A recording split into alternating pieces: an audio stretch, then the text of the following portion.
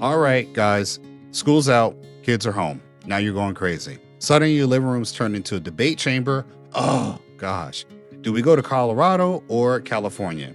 Does anyone want to actually drive that far? Why is the dog barking? Nobody knows. But here's what we can do.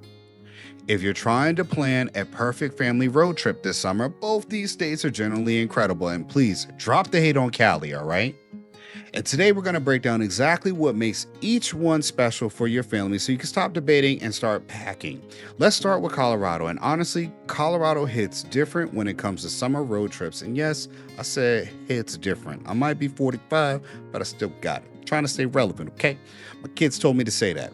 That's what I'm going with. They're looking at me funny. So Colorado is the move if your family loves mountain scenery, cool summer temperatures, forests, rivers, and all that classic American road trip stuff where it feels like the drive is half the fun. And I mean, we literally, once you start heading into the Rockies, and I've been there before, every single mile feels like a screensaver shot. It's really popular to start at Denver. For good reason, Denver gives you that perfect mix of city energy and access to those mountains. If you really want to get, then I'll tell you about this, Colorado City is actually where you want to go. If you got younger kids who need a little warm-up excitement before you hit the open road, Ouch Gardens is a great first stop. It's one of those Colorado popular theme parks that gets roller coasters, water rides, family-friendly attractions, and enough stuff to keep every age group happy. And they're not sponsoring this video, so I'm just telling you what you need to know. Think of it like a hyped up session before the main event. And the main event, Rocky Mountains. Man, that national park, once you leave Denver and start heading towards the Estes Park, and the park itself, the scenery changes almost immediately. You go from highways and suburbs to giant mountain peaks, winding roads, pine forests, rivers, wildlife. Yeah, wildlife. Just casually hanging out at their own place, which, to be fair, they do. Elk really don't care about your road trip schedule. One of the best parts of the Rocky Mountain National Park for families is the Trail Ridge Road. This is one of the most scenic drives in the entire country. I have not been here, but I'm still recommending it. The best part, you don't have to be experienced hikers to enjoy it. There are scenic overlooks, easy walking trails. Don't bring your toddlers, all right? That's a disaster waiting to happen. Picnic spots and plenty of places to stop. Stretch your legs and take about 400 photos that your kids will actually appreciate. And maybe when they're young, but mostly when they're adults, okay? From there, a lot of families head towards Breckenridge and the Frisco area near the White River National Forest. This is where the trip really starts to feel like a proper summer mountain vacation. You can go paddle boarding on the lakes, ride gondolas up the mountain, rent bikes, and hit some easier hiking trails. And honestly, just sit near water and enjoy the fact that nobody is asking you to do anything. Now, this might be a guy's trip. Woohoo! The last one might be what the parents are talking about, all right? Then there's Colorado Springs. Remember, I said Colorado City, don't sleep on it, which is another fantastic stop. And we do own property in Colorado City, so I'm obviously promoting it. Especially for families with younger kids. Garden of the Gods alone is worth the decor. Those giant red rock formations look so dramatic and so beautiful first-timers generally think the photos must be edited. They're not Colorado, it just looks like it. Nearby, you got a Cave of Winds and the Cheyenne Mountain Zoo, which is the only mountain zoos in the county and sits over 6,000 feet above elevation. So technically your kids can't say they visited a zoo in the sky, but you're welcome for that, right? That's awesome. Now let's talk California or Cali. California love brings a completely different kind of road trip energy. And honestly, it slaps, all right?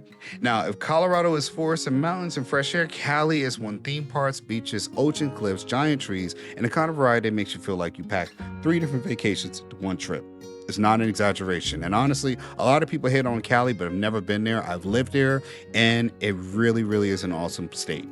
A California road trip, you start in Southern Cali. Pretty obvious. Disneyland, still one of the popular family vacations. I understand you hate about it, but look, kids don't know that yet, all right? And it's got a reputation every single year outside of measles and all those outbreaks, all right?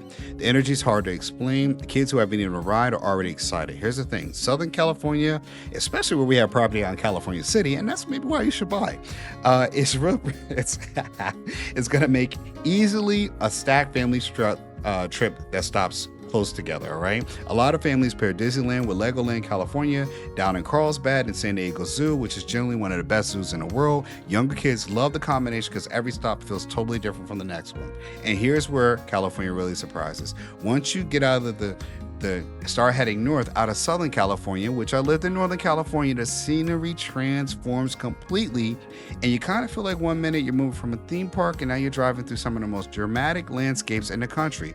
Yosemite National Park, yeah, is one of those places that people describe with breathtaking, and they literally mean giant waterfalls, massive granite cliffs, rivers running through the valley floors, pine forests that go on forever. It looks fake. It's not fake. It's Yosemite, right? Not Yosemite Sam, Yosemite National Park. Nearby Sierra National Forest is also where a slower afternoon, if you want to give the kids a break from standing in lines. There are lakes, picnic spots, forest roads, short hiking trails where kids can actually run around and explore instead of waiting for a ride. It's a good reset, a day built right into the trip, and there's Highway 1. If you haven't driven Highway 1, which I have, it is freaking awesome. Big Sur, Monterey, and my wife and I took my oldest daughter to Monterey Bay Aquarium. It's awesome.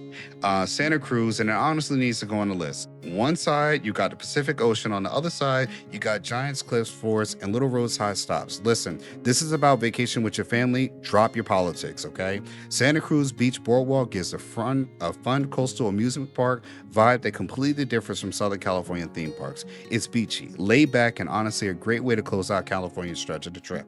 Here's a piece of advice that applies both to Colorado and California. Don't overschedule every single day. Some of the best road trip memories don't happen at the big attractions. They happen at random roadside dinners, an unexpected late, a scenic overlook you pulled over for on a whim, a little mountain town that wasn't even on the original itinerary. Leave some breathing room on the schedule. Your future self will thank you, and so will your kids. Now, here's something a lot of families start to think about after trips like this. Excuse me. After you spend a week or two surrounded by beautiful mountain scenery, forests, rivers, or coastal views, a natural question starts to form in the back of your head. What if we had our own place? Not a hotel, not a rental, actual land that belongs to you and your family. Somewhere you could return to every summer to camp, build on, or just explore. Together, maybe for the years to come, or maybe not. That's exactly what Ancestry Lands is all about. Come buy land from us, because we help families find affordable land ownership that instead of starting from scratch every summer, maybe you got a place that's already yours. That's it for today. Give me a like, share, subscribe, drop a comment. If you're planning a family road trip this summer, really hope this helped narrow things down. Whether you're Team Colorado, Team California, let's be honest, the right answer is both. That's an incredible trip waiting for you and your family this summer. You've enjoyed this? Go ahead and give me the HMO special. Help a brother out. Help me out. Hit that subscribe button so you don't miss what's next on the channel. Drop a comment below.